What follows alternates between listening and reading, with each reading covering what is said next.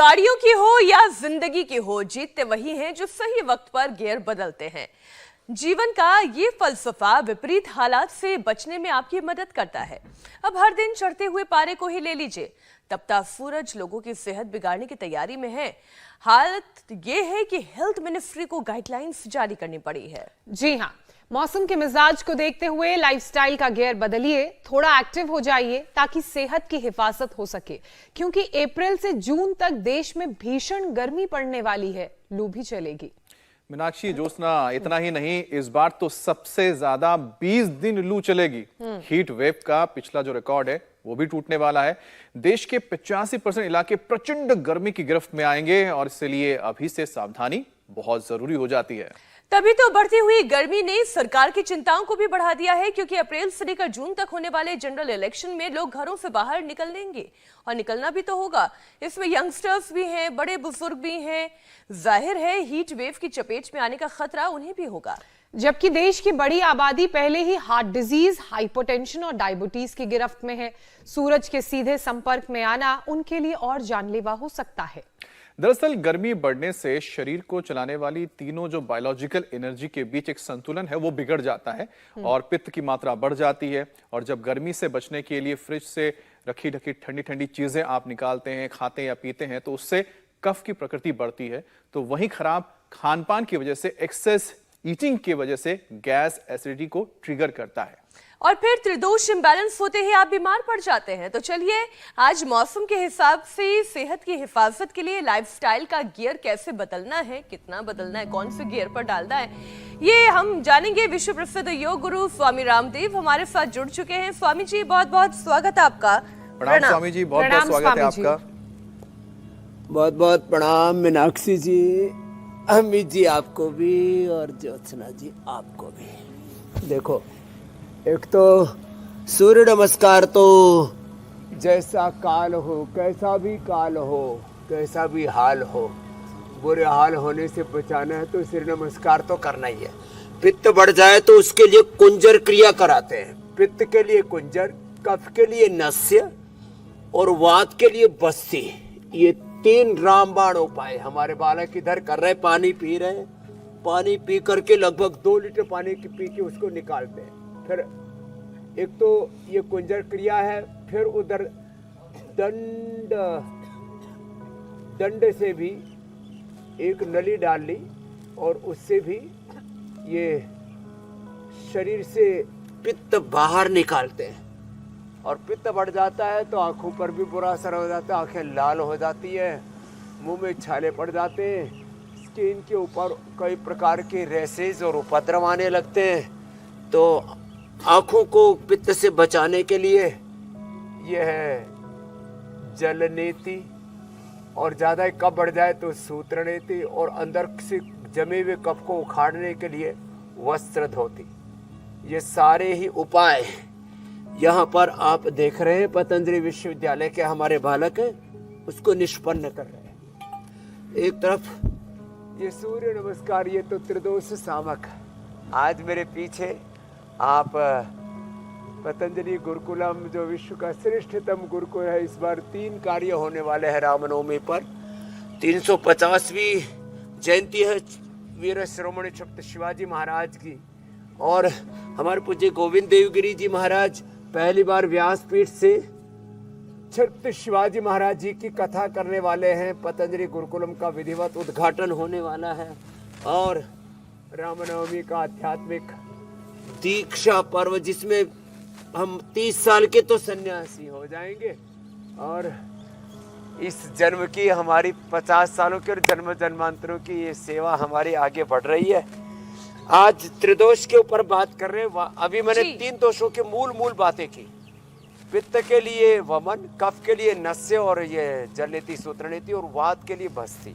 इनके एक एक करके औषधि भी बताएंगे।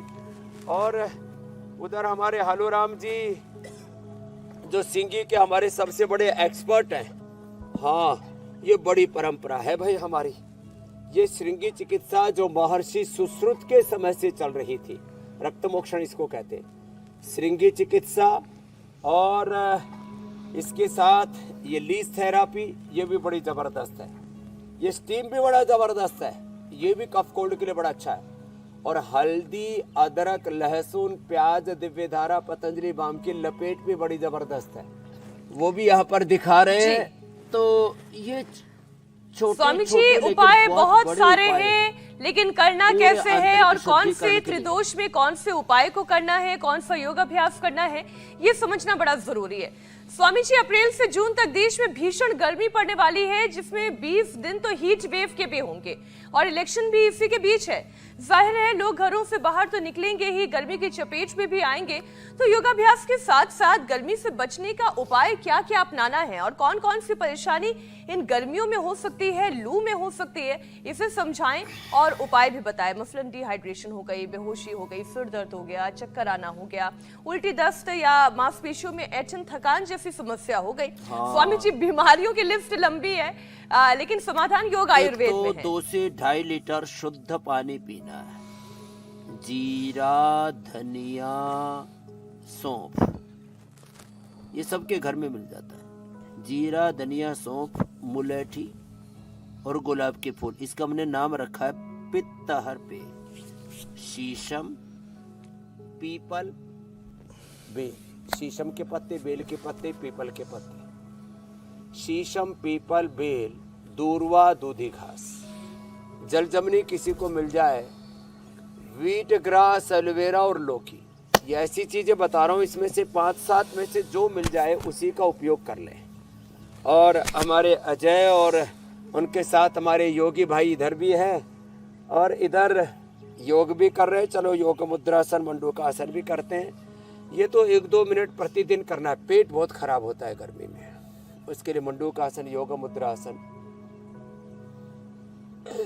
बहुत बड़ी भूमिका निभाते हैं। तो जिनका पित्त बढ़ जाए उसके लिए मैंने पित्तहर पेय, पित्तहर जूस बताया। जौ के आटे की रोटी और जौ की राबड़ी हमने कई बार बताई है। छाछ का प्रयोग, नींबू पानी का प्रयोग, नारियल पानी का प्रयोग, कोल्ड ड्रिंक्स नहीं, सॉफ्ट ड्रिंक्स नहीं। हाँ, प्याज, प्याज वो जौ का या चने का सत्तू। हरियाणा, राजस्थान में सत्तू जौ का ही बनाते हैं। बिहार, यूपी इधर चने का सत्तू पीते हैं। उसमें थोड़ा प्याज, थोड़ी सी हरी मिर्च, थोड़ा काला नमक, सेंधा नमक डाल करके, थोड़ा नींबू डाल करके पीते। क्या टेस्टी, और तृप्ति भी पूरी, प्रोटीन भी पूरा मिल जाता, पोषण भी पूरा मिल जाता है और पित्त नहीं बढ़ता। प्याज, गंठा, राजस्थान में तो 1 गंठा रोज खाते ही खाते हैं, गर्मी लगती ही नहीं है उससे, इतना जबरदस्त है। तो ये तो, और अविपत्ति कर चूर्ण 100 ग्राम, मुक्ता शुक्ति 10 ग्राम, ये बहुत ही जबरदस्त है अम्ल पित्त के लिए। अविपत्ति कर चूर्ण 100 ग्राम, 10 ग्राम मुक्ता शुक्ति। और वैसे भी हम काम तो था मुक्ता शुक्ति मोती पिष्टी बराबर का मिला करके दे देते हैं, और उसको सौंफ के पानी में, एलोवेरा के जूस में, बीटे ग्रास में, लौकी के जूस के साथ दे देते, पित्त का पूर्ण प्रशमन हो जाता है। बड़ा जबरदस्त है लौकी का जूस, पित्त के लिए, हाइपरटेंशन के लिए, कोलेस्ट्रॉल के लिए, हार्ट के लिए, पूरे अंदर से शरीर की धुलाई के लिए, या अंदर का वॉशिंग मशीन का, वॉशिंग पाउडर का काम करता है, अंदर से पूरी धुलाई कर देता है, सफाई कर देता है। लौकी का जूस मोटापा के लिए भी बहुत अच्छा। तो ये एसिडिटी के लिए, बहुत पुरानी एसिडिटी हो तो लिवोग्रिट और एसिडोग्रिट दे देते हैं। और सुबह सुबह थोड़ा अनार, थोड़ा सेव, बड़ा ज़बरदस्त होता है, अंकुरित भी।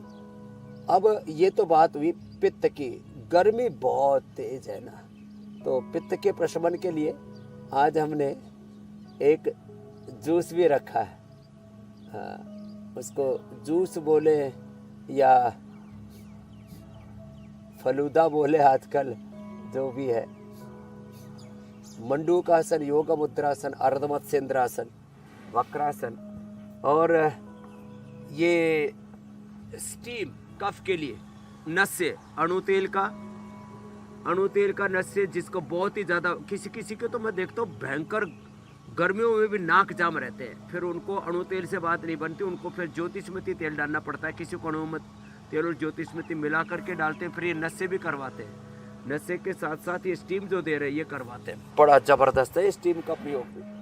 और आप बाईं तरफ देख रहे हैं ये जो है नस्य, इसके साथ साथ में जो है कफ रोगों के लिए हम अनार, पपीता और खजूर, बस इसी का सेवन कराते, बाकी चीज़ें बंद कर देते हैं। श्वासारी, ब्रोनकोम और ये गोमुखासन, प्राणायाम तो है ही सो है,